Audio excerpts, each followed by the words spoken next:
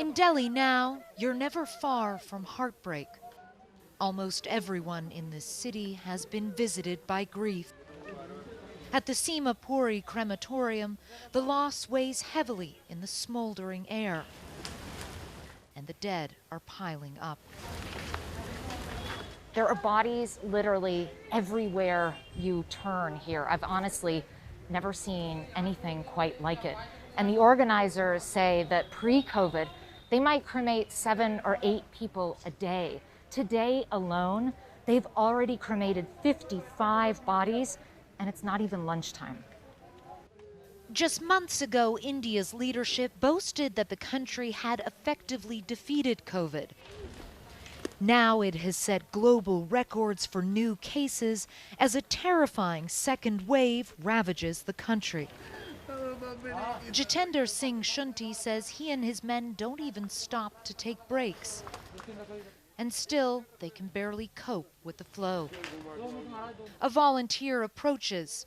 They've run out of tables for the bodies, he says, then adds that his mother died from COVID the night before. You must be tired. Very. But this time is not for the rest. Do you believe the government figures, the death tolls, the COVID figures that they're giving, or do you think the real figures are much higher? जो figure आप television पे देखते हैं. The numbers that you're seeing on television are the numbers of people who are dying in hospitals, he says. They're not factoring in the people who died at home in isolation. If those numbers are added, the actual number will go up by 3 times. To keep up with those mounting numbers, the crematorium has been forced to expand, creating an overflow area in a neighboring car park. Shyam Sharma is saying goodbye to his 45-year-old younger brother. Last night, I was thinking that his health is improving, but suddenly the phone of doctor came on my mobile phone that your brother has expired. Do you think his death could have been prevented? Yes, I think we can save him with a better health hospital. India's healthcare system is at a breaking point. Unable to cope with the scale of the crisis, its people left to fend for themselves. This crowd has been waiting for 6 hours for the chance to get some oxygen. They can't rely on the state. Who do you need oxygen for? My mother. Your mother? How old is she? 47. And is her oxygen very low? She's in very critical condition. 58%. 58%, right. And we are trying since morning. We are not getting the oxygen anywhere. How many places have you been to? 19. 19. Since morning, since 6 a.m. Have you tried taking her to the hospital? There are no beds. There are no beds. Before 4 days, we have tried so much, but we didn't get any beds. Priya Shrivastava was lucky enough to find her mother a place in a hospital, only to find out there was no oxygen. Around 10 deaths I have seen in front of my eyes. What should I do? And I'm so scared what's gonna happen with my mom. Are you angry? I'm so angry because of this organization. Our government is so careless. They even don't care about what public is suffering. They don't know from which thing we are suffering. There are so many people who are standing over here and fighting for this thing. Her mother is now in critical condition. Like many here, she feels completely overwhelmed.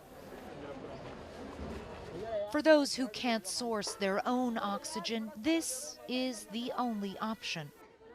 A drive-in oxygen center by the side of the road.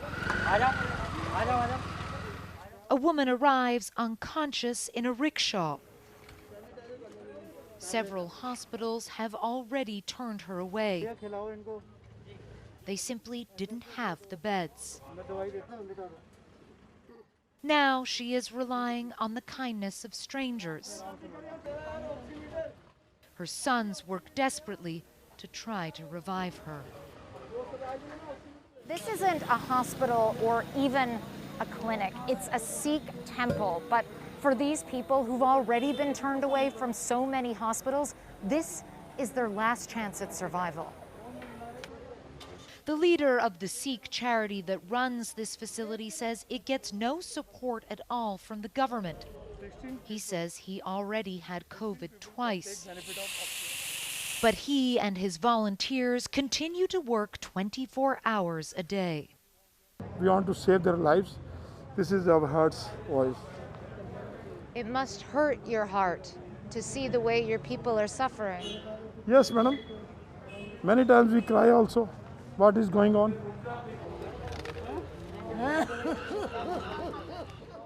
It is impossible to escape the tragedy of this vicious second wave. Coronavirus is ravaging the old, but it has not spared India's young. The Prime Minister has announced that everyone over the age of 18 can get the vaccine. But with less than 2% of the country inoculated, that offers only a distant hope.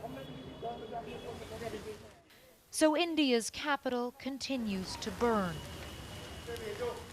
suffocated by the rampant spread of this deadly virus.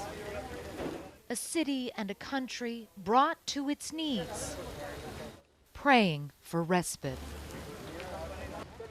Clarissa Ward, CNN, New Delhi.